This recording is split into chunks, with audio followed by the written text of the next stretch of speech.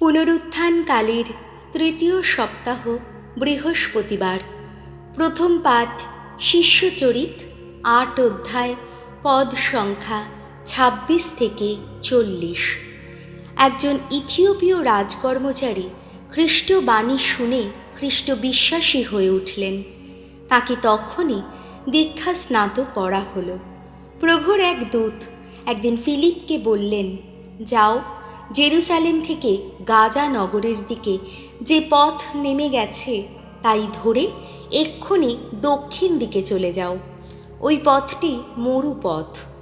Philip তখনই সেই দিকে রওনা হলেন। এখন একজন ইথিওপীয় জেরুসালেমে তীর্থ করতে গিয়েছিলেন। তিনি ছিলেন ইথিওপিয়ার রানীর একজন উচ্চপদস্থ কঞ্চুকি কর্মচারী, তার সমগ্র ধনাগারের অধ্যক্ষ। সেই সময় তিনি ফিরে আসছিলেন আর রথে বসে বসে প্রবক্তা ঈশাইয়ার গ্রন্থ পড়ছিলেন। পবিত্র আত্মা তখন ফিলিপকে বললেন, তুমি ওই রথটির কাছে গিয়ে রথটির সঙ্গে সঙ্গে চলো। ফিলিপ দৌড়ে কাছে যেতেই শুনতে পেলেন সেই মানুষটি প্রবক্তা ঈশাইয়ার গ্রন্থ পড়ছেন। তিনি জিজ্ঞেস করলেন, আপনি যা পড়ছেন বুঝতে পারছেন কি? তিনি উত্তর দিলেন, কেউ আসল অর্থ বুঝিয়ে না দিলে কি করে বুঝবো বলুন? তারপর তিনি ফিলিপকে উঠে তার পাশে এসে বসতে অনুরোধ করলেন।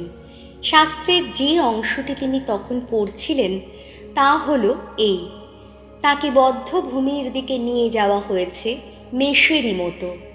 লোম ছেদকের সামনে মেষ শাবক যেমন নীরব থাকে, তেমনি কিছুতেই মুখ খোলেন না তিনি।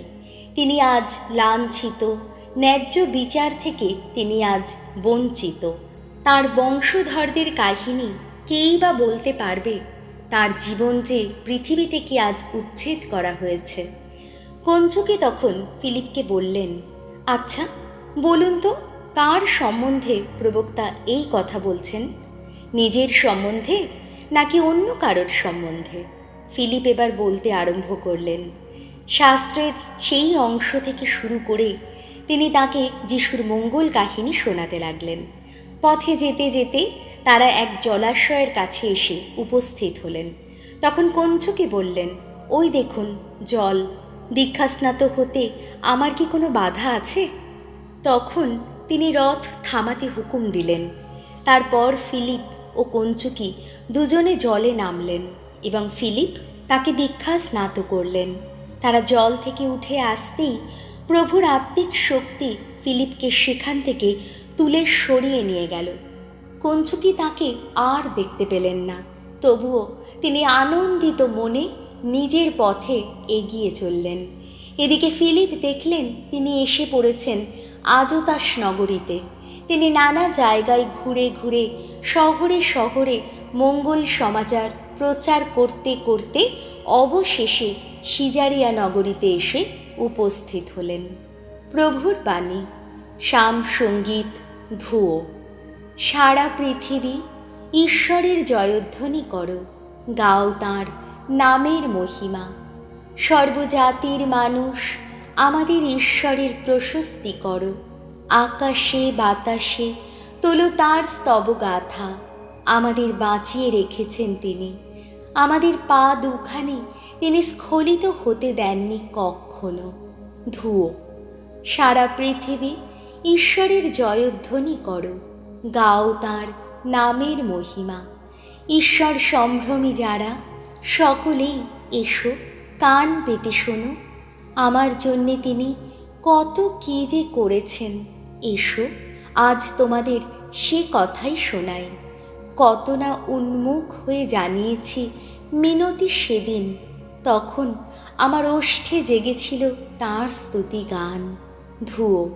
সারা পৃথিবী ঈশ্বরের জয়ধ্বনি করো, গাও তাঁর নামের মহিমা। ধন্য, আহা ধন্য ঈশ্বর, আমার যাচনা তিনি ফিরিয়ে দেননি, করুণা প্রকাশে তিনি বিরত হননি। ধুয়ো। সারা পৃথিবী ঈশ্বরের জয়ধ্বনি করো, গাও তাঁর নামের মহিমা। বাণী বন্দনা। জয় মৃত্যুঞ্জয়, জয় তোমারই জয়। আমি পরম অন্ন, স্বর্গ থেকে নেমে আসা জীবনময় অন্ন। এই অন্ন গ্রহণ করে যারা, অনন্তকাল বেঁচেই থাকে তারা। জয় মৃত্যুঞ্জয়, জয় তোমারই জয়। যোহন রচিত মঙ্গল সমাচার, 6 অধ্যায়, পদ সংখ্যা 44 থেকে 51। প্রভু যীশু নিজেই স্বর্গ থেকে নেমে আসা সেই জীবনময় রুটি। কাফারনায়ুম নগরে যীশু একদিন ইহুদিদের বললেন, কেউই আমার কাছে আসতে পারে না যদি না পরম পিতা যিনি আমাকে পাঠিয়েছেন তিনি তাকে আমার দিকে টেনে আনেন। আমি তো শেষ দিনে তাকে পুনরুত্থিত করবই। প্রবক্তাদের বাণী গ্রন্থে এই কথা তো লেখাই আছে যে তারা সকলেই ঈশ্বরের কাছেই দীক্ষা পাবে। যারা পিতার বাণী কান পেতে শুনেছে এবং এইভাবে জ্ঞান লাভ করতে পেরেছে তারা প্রত্যেকে আমার কাছে আসে। অবশ্য কেউ যে পিতাকে দেখেছে তা নয়, শুধু সে ছাড়া ঈশ্বরের কাছ থেকে যে এসেছে সে তো পিতাকে দেখেইছে। আমি তোমাদের সত্যি সত্যি বলছি, অন্তরে যার বিশ্বাস আছে সে শাশ্বত জীবন পেয়েই গেছে। আমি সেই জীবন রুটি। তোমাদের পিতৃপুরুষেরা মরুভূমিতে মান্না খেয়েছিলেন বটে, তবুও তারা তো মারা গেছেন। কিন্তু যে রুটি স্বর্গ থেকে নেমে আসে সেই রুটি এমনই যে তা খেলে মানুষের মৃত্যু কখনো হবার নয়। আমি সেই জীবনময় রুটি যা স্বর্গ থেকে নেমে এসেছে। কেউ যদি এই রুটি খায় তাহলে সে অনন্তকাল বেঁচেই থাকবে। আর এই যে রুটি আমি দান করব তা আমার নিজেরই দেহ। তা আমি দান করব যাতে জগতের মানুষ জীবন পেতে পারে।